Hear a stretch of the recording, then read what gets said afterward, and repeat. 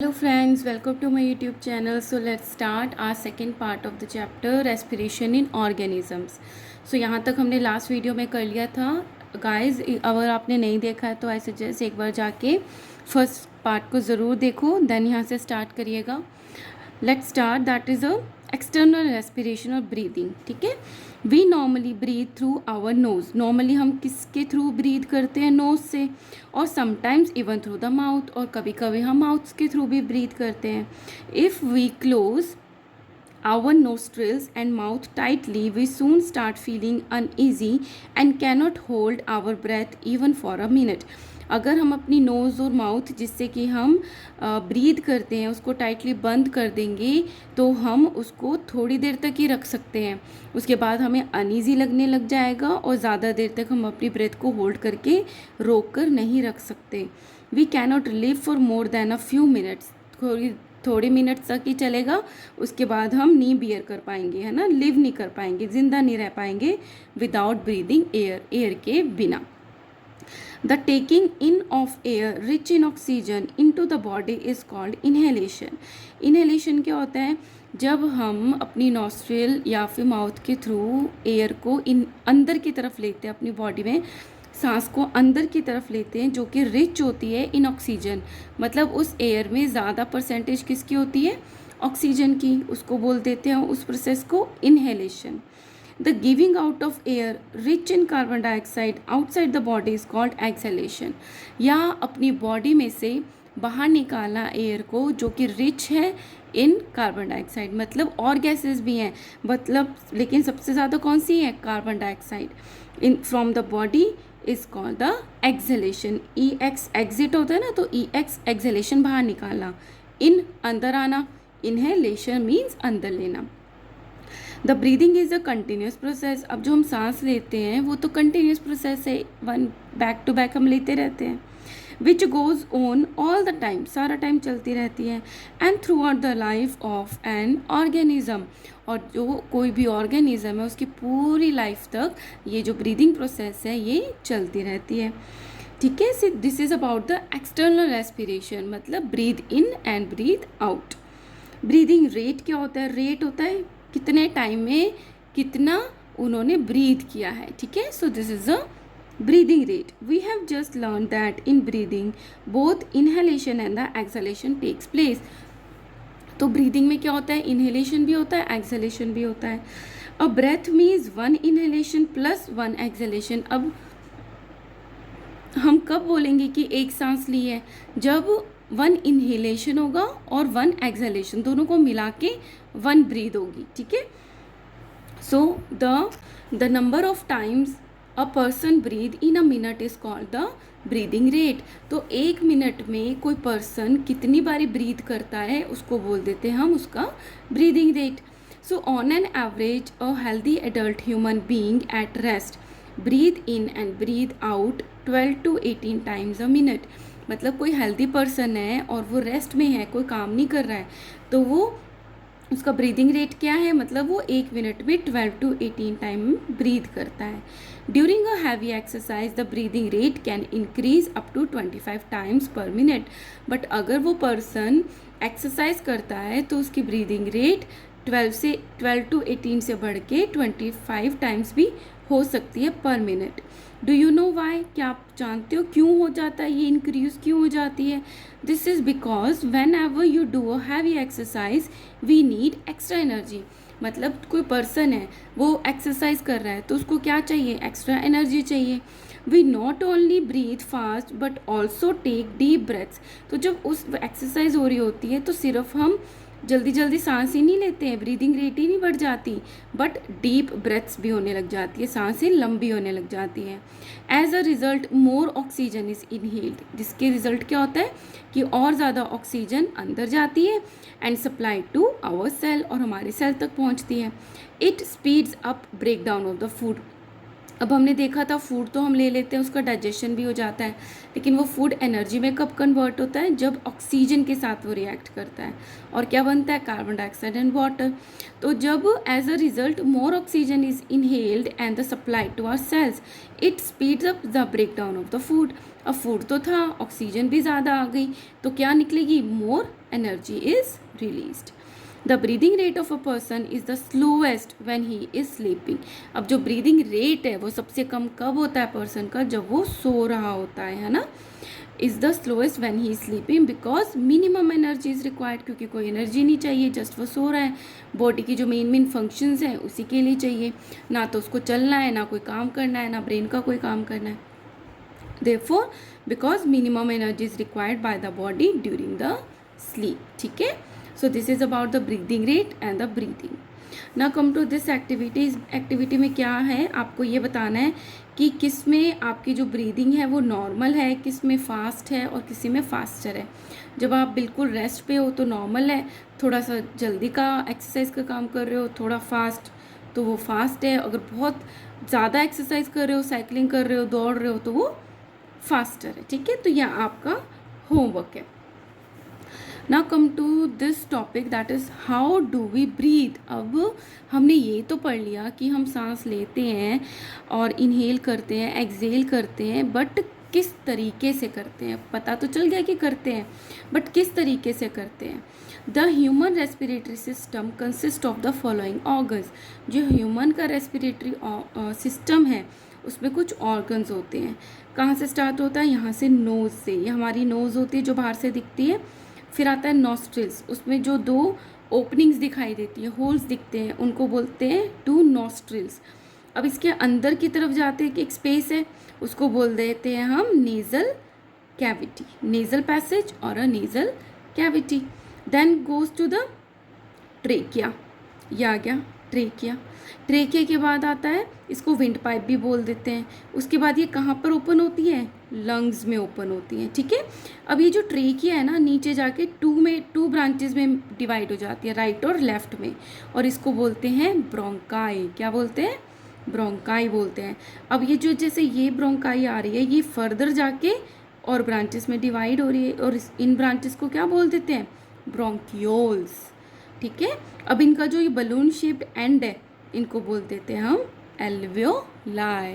ठीक है, so nose, nostril, nasal cavity, trachea, bronchi, bronchioles and the alveoli. Right, ये diagram आपको learn करना है, किसी से भी रिलेटेड ये चीज़ आएगी तो आपको ड्रॉ करना है। ठीक है, so let us now learn about the mechanism of the breathing. अब मैकेनिज्म के बारे में देखते हैं। Our nose has two holes which are called nostrils. हमारी नोज में टू होल्स होते हैं जिसको क्या बोलते हैं? Nostrils. There is a passage in the nose behind the nostril called the nasal cavity. अब ये जो नॉस्ट्रिल है उसके पीछे क्या होता है? एक पैसेज होता है, एक स्पेस होती है, रास्ता होता है, जिसको बोल देते हैं nasal cavity. Normally we take in air through our nostril. मतलब नॉर्मली जब हम सांस लेते हैं तो हम नॉस्ट्रिल्स के थ्रू ही लेते हैं। व्हेन वी इनहेल एयर, जब हम एयर को इनहेल अंदर लेते हैं, खींचते हैं, it passes through our nostril into the nasal cavity. तो वो एयर नॉस्ट्रिल से होती हुई कहाँ जाती है? नेजल कैविटी में जाती है। As the air passes through the cavity, जैसे ही एयर पास हुई कैविटी से, इट बिकम्स वार्म। कैसी हो जाती है वो एयर? वार्म हो जाती है। इट ऑल्सो गेट मॉइस्चर, गीली भी हो जाती है थोड़ी सी, by the mucus secreted by the membrane lining of the nasal cavity. तो जो नेजल कैविटी के अंदर म्यूकस मेम्ब्रेन की लाइनिंग होती है, उसके डिस्चार्ज से वो थोड़ी मॉइस्चर भी गेन कर लेते, तो वार्म भी हो गई और मॉइस्चर भी हो गई। Dust and other particles present in the air get trapped by the mucus and the hair present in the nasal cavity। तो जो डस्ट है और जो अदर पार्टिकल्स हैं, तो जो नेज़ल कैविटी के अंदर, नॉस्ट्रिल के अंदर की तरफ जो म्यूकस डिस्चार्ज है और जो हेयर है वो उसको ट्रैप कर लेते हैं और हमारी लंग्स में नहीं जाने देते। So from the nasal cavity the clean, moist and the warm air passes into the trachea. अब नेज़ल कैविटी से कैसी एयर अंदर गई? क्लीन गई, क्योंकि वहाँ पे फिल्टर हो गया। मॉइस्ट गई, and the warm air passes to the trachea और a windpipe. The trachea branches into two thinner tubes called the bronchi, 2 में डिवाइड हो गई जिसको बोलते हैं हम ब्रोंकाई। और अगर एक की बात करते हैं तो वो होता है ब्रोंकस। अगर ये लेफ्ट राइट है ना, इधर वाला क्या है, राइट है, इधर वाला लेफ्ट है, इधर वाला राइट है, तो इसको हम क्या बोलेंगे, left bronchus, this is the right bronchus. ठीक है, तो सिंगुलर हो गए bronchus which enters the lungs. Okay, after entering the lungs the each bronchus divide two form a large number of smaller tubes. तो हमने देखा था कि हर एक जो लेफ्ट राइट ब्रोंकस है आगे जाके फिर वो डिवाइड होती है, called the bronchioles. The bronchioles have tiny air sacs at the end, और एंड में जाके क्या होता है इनमें, ये जो टाइनी एयर सैक्स है वो प्रेजेंट होते हैं, और जिनको क्या बोल देते हैं हम, एल्वेलाई। और अगर सिंगल की बात करते हैं तो उसको बोलते हैं एल्वियोलस। ठीक है, each lung contains millions of alveoli, हर एक लंग में कितनी एल्वेलाई होती है, millions. The wall of the alveoli are very thin. अब ये जो एल्वेलाई है इसकी जो कवरिंग की बात करी जाए, अगर वॉल की बात करी जाए तो वो बहुत ही थिन होती है, and surrounded by very thin blood capillaries, और उसके चारों तरफ क्या होती हैं, बहुत थिन कैपिलरीज होती हैं। कैपिलरीज क्या होती हैं, बहुत थिन जो पतली सी ब्लड वेसल्स होती हैं उसको बोल देते हैं कैपिलरीज। सो बहुत थिन एल्वियोलर वॉल के बाहर क्या होती है, थिन कैपिलरीज होती हैं। The air from the trachea, तो जो एयर ट्रेकिया से आई थ्रू द ब्रोंकाई, ब्रोंकाई से होते हुए and bronchiole finally enters the alveoli, वो एल्वियोलाई तक पहुंची। The oxygen of the air diffuses out from the thin wall of the alveoli into the blood capillaries. अब जो air हमने इनहेल करी, जो ट्रेकिया से होते हुए, ब्रोंकाई से होते हुए, ब्रोंकियोल से एल्वियोलाई में आई, उसमें क्या, किसकी कंसंट्रेशन ज़्यादा थी, ऑक्सीजन की। अब ऑक्सीजन की क्या है, एल्वियोलाई में कंसंट्रेशन ज़्यादा है, और हमारे ब्लड में जो कंसंट्रेशन है ऑक्सीजन की वो कम है। तो डिफ्यूजन कहाँ से होता है, ज़्यादा कंसंट्रेशन से कम कंसंट्रेशन की तरफ, from high concentration to low. तो कहाँ से एयर जाएगी, एल्वियोलाई से ब्लड कैपिलरीज में। सिमिलरली अब हमारी जो ब्लड है उसमें कार्बन डाइऑक्साइड ज़्यादा है, क्योंकि क्या हो रहा है, ब्रेक डाउन हो रहा है फूड का, क्या बनेगा, कार्बन डाइऑक्साइड। अब कार्बन डाइऑक्साइड को बाहर निकालना है, तो हमारे ब्लड में कार्बन डाइऑक्साइड ज़्यादा है और एल्वियोलाई में कार्बन डाइऑक्साइड कम है, तो कंसंट्रेशन कार्बन डाइऑक्साइड की कहाँ ज़्यादा है, ब्लड में ज़्यादा है ना। सो कहाँ से कहाँ जाएगी carbon dioxide, from blood to alveoli, फिर ब्रोंकियोल से होती हुई अब अपोजिट जाएगी, bronchi, trachea, larynx, nasal cavity और नोज के थ्रू कार्बन डाइऑक्साइड बाहर निकल जाएगी, और ऑक्सीजन सेम ट्रैक के थ्रू अंदर आएगी हमारे ब्लड में। ठीक है, अब सो कैपिलरीज में आ गया, यहाँ पढ़ लेते हैं अभी। So oxygen combines with the haemoglobin in the blood, तो जब हमारे ब्लड में आ गई है ऑक्सीजन, तो वो क्या करती है, हमारे ब्लड में जो हीमोग्लोबिन होता है उसके साथ वो कंबाइन कर लेती है और क्या बना देती है, oxy haemoglobin, oxygen plus haemoglobin, oxy haemoglobin, and is carried to all the cells of the body. और वो ऑक्सी हीमोग्लोबिन हमारी बॉडी में जितने भी सेल्स हैं उन सब में डिलीवर कर दिया जाता है। Similarly carbon dioxide produce by the break down of the food, अब जो कार्बन डाइऑक्साइड प्रोड्यूस हो रही है फूड के ब्रेक डाउन से, वो भी ड्यूरिंग द इंटरनल रेस्पिरेशन, जो इंटरनल रेस्पिरेशन के बनी है carbon dioxide enters the blood, वो ब्लड में आ जाती है। Blood carries carbon dioxide to the alveoli, similarly blood जो है वो एल्वियोलाई तक आती है। In the lungs, from the lungs carbon dioxide is removed with the air we breathe out, और जो हम सांस बाहर निकालते हैं, जो हम एयर बाहर एक्सहेल करते हैं, उसी के साथ कार्बन डाइऑक्साइड भी बाहर चली जाती है। In this way exchange of gases takes place in the alveolus. अब इस डायग्राम में क्या गिवन है, ये हमारा एक एल्वियोलस है, ये हमारी एक ब्लड कैपिलरी है। अब क्या हुआ, हमने जो इनहेल करी एयर उसमें क्या था, ऑक्सीजन ज़्यादा है, यहाँ पे ऑक्सीजन ज़्यादा है और हमारी ब्लड में कंसंट्रेशन ऑक्सीजन की कम है, क्योंकि हमें तो चाहिए ना इसलिए सांस ले रहे हैं, तो अंदर कम है, बाहर से जो हमारी एयर है उसमें ज़्यादा है, तो डिफ्यूजन कहाँ होगा, from higher concentration to the lower, तो ऑक्सीजन जो है हमारे ब्लड में एंटर हो गई। अब जो ब्रेक डाउन हुआ फूड का, उससे कार्बन डाइऑक्साइड बनी, कार्बन डाइऑक्साइड ब्लड में ज़्यादा है, और जो हमने इसमें एल्वियोलस में तो कोई कार्बन डाइऑक्साइड है ही नहीं, तो यहाँ से high concentration of carbon dioxide से low concentration of carbon dioxide पर जाता है, एल्वियोलाई में आ गई एयर और हम इसको एक्सेल कर देते हैं। तो 1 बाय 1 एक्सेलेशन और इनहेलेशन चलता रहता है। ऑक्सीजन हम इनहेल करते रहते हैं, कार्बन डाइऑक्साइड को एक्सेल करते रहते हैं। In this way exchange of gases takes place in a alveoli. Okay, our lungs contain about 300 million alveoli. हमारी lungs में कितने alveoli होते हैं? About 300 million. कितने ज़्यादा होते हैं। लेकिन कुछ लोग जो होते हैं वो स्मोकिंग करके इनको ख़राब कर देते हैं, तो फिर उनको लंग्स की प्रॉब्लम्स होने लग जाती है। So do not smoke. The lungs are the only organs in the body that can float. अब क्या है, एक अच्छी सी इंटरेस्टिंग चीज़ है कि लंग्स ही हमारी बॉडी में ऐसी चीज़ है, पार्ट है, ऑर्गन है जो कि पानी में फ्लोट कर सकता है। ठीक है, now come to the MCQs। We can hold our breath for a few seconds, hours, days और the years. Obviously few seconds, कुछ सेकेंड्स ही तो रोक सकते हैं। जो बहुत प्रैक्टिस करते हैं वो मिनट्स तक रोक सकते हैं। Otherwise we can hold our breath for a few seconds. During exhalation, the air we breathe out is rich in, जो exhale करते हैं, बाहर निकालते हैं, वो एयर जो होती है वो किस में रिच होती है? Carbon dioxide. कार्बन डाइऑक्साइड उसमें ज़्यादा होती है। Alcohol is formed in dash respiration. Alcohol कब बनता है, किस तरीके के रेस्पिरेशन में बनता है? एनारोबिक रेस्पिरेशन में। Anaerobic respiration in our body muscle cells release. अगर हमारी मसल सेल में एनारोबिक रेस्पिरेशन हो रहा है तो क्या रिलीज होगा? Lactic acid. We get relief from cramps after a bath, exercise, yoga और अ मसाज।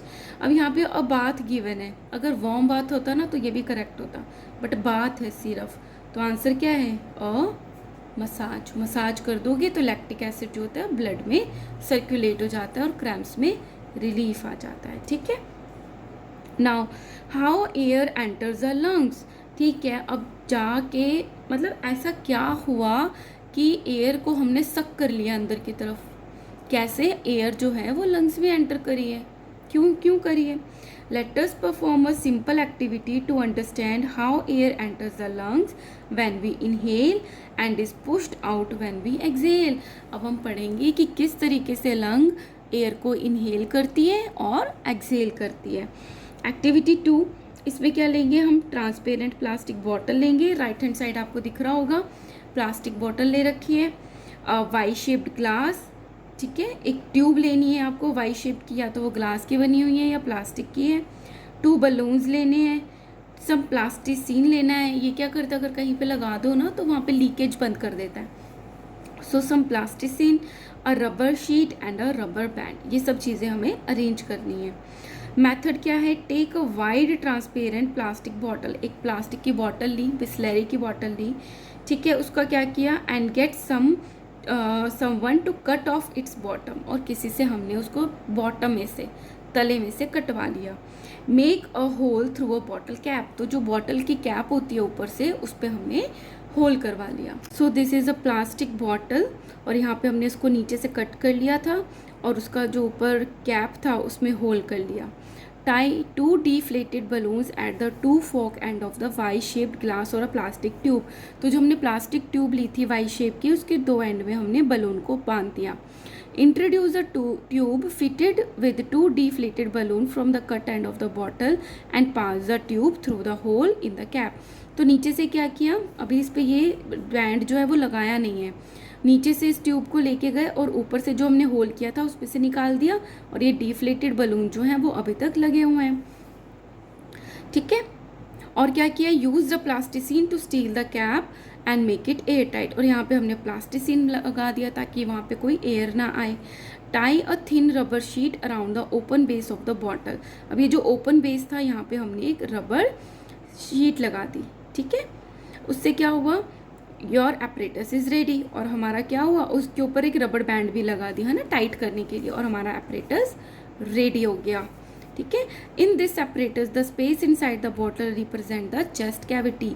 तो ये जो स्पेस है ये आपकी रिप्रेजेंट करती है चेस्ट कैविटी। चेस्ट कैविटी होती है आपका जो रिब केज है, उसके अंदर की जो पूरी स्पेस है that is a chest cavity. तो ये जो स्पेस है बॉटल के अंदर की, ये है आपकी chest cavity. The balloons represent the lungs, whereas the rubber sheet represent the diaphragm। Diaphragm भी एक मसल होती है जो कि लंग्स के नीचे सिचुएटेड होती है। ठीक है, now observation and the discussion, when you pull the rubber sheet downwards, तो जब हमने इसको खींच के नीचे पुल करा, नीचे की तरफ हमने उसको पुल करा, the space inside the bottle increases, तो उसके अंदर की जो स्पेस है वो बढ़ गई ना, स्पेस इंक्रीज हुई तो क्या हुआ, एयर प्रेशर कम हो गया, क्योंकि सेम प्रेशर था, पहले तो नॉर्मल प्रेशर था, लेकिन जब स्पेस बढ़ गई तो एयर प्रेशर कम हो गया ना inside the bottle. So the air from the outside rushes in, जहाँ पे एयर प्रेशर कम होता है बाहर से एयर अंदर की तरफ रश करती है through the Y shape tube into the balloons, तो बाहर से एयर रश करी अंदर की तरफ बलून्स में, due to which the balloons get inflated, जिसकी वजह से ये जो डिफ्लेटेड नॉर्मल से बलून थे वो अब फूल गए, इन्फ्लेट हो गए हैं। This is how you inhale air during breathing, इसी तरीके से आप जब सांस लेते हो तो ब्रीथ करते हो। अभी एक सांस लेके देखो मेरे साथ, जब आप इनहेल करोगे तो आप देखोगे आपकी जो चेस्ट कैविटी है, चेस्ट जो है वो बाहर की तरफ आ रही है ना, इट मीन्स उसके अंदर की जो स्पेस है वो इंक्रीज हो रही है। अंदर इंक्रीज होगा तो एयर प्रेशर ड्रॉप होगा और आपके नोज़ के थ्रू एयर जो है अंदर की तरफ जाएगी, तो क्या हो गया, inhalation. When you push the rubber sheet up, तो अगर जब हमने रबर शीट को ऊपर की तरफ पुश किया, the space inside the bottle decreases, अंदर की तरफ की जो स्पेस है वो कम हो गई, therefore the air pressure inside the bottle increases, अब एयर प्रेशर क्या हो गया, बढ़ गया, ऑपोजिट हो गया ना। This pushes out the air inside the balloon through the tube, और जिसकी वजह से इसके अंदर एयर प्रेशर बढ़ गया तो इनके अंदर की जो एयर थी वो बाहर आ गई। Air pressure inside the bottle increases. This pushes out the air inside the balloon through the tube, due to which the balloons get deflated again. So this is how you exhale air during breathing. अब exhale करो, अब देखोगे आपकी chest cavity अंदर तक जा रही है, अंदर जा रही है ना, तो एयर स्पेस क्या हो गई, उसकी कम हो गई, तो प्रेशर इंक्रीज हो गया, बाहर की तरफ उसको धकेल देगा, एक्सेल कर दोगे आप। सो कंक्लूजन निकला, the action of the rubber sheet in this activity, ये जो रबर शीट के एक्शन था, shows how we inhale and exhale air during breathing with the help of the downward and the upward movement of the diaphragm in our body. तो इसी से ही क्या होता है, हम ब्रीथ करते हैं, जब ये जैसे ये रबर शीट ऊपर नीचे मूव कर रही है उसी तरीके से डायफ्राम भी मूव करता है और हम ब्रीथ करते हैं, ठीक है। So this pushes out the air, so यहाँ तक तो हो गया था। So when the diaphragm moves downward during inhalation the lungs are filled with air, but when the diaphragm moves upwards during exhalation the air goes out of the lungs. तो इस तरीके से क्या कर लिया हमने, ब्रीथ कर लिया। होपफुली आपको ये बहुत अच्छे से समझ में आ गया होगा कि how do we breathe, right. इस पर बहुत बड़ा क्वेश्चन बनता है। सो यहाँ पे मैं ये जो वीडियो है वो स्टॉप करती हूँ, थोड़ी सी लंबी हो गई। नेक्स्ट वीडियो में हम यहाँ से स्टार्ट करेंगे व्हाट मेक्स अस ब्रीथ, ठीक है। So guys, if you like my videos please like share and subscribe. Thank you so much.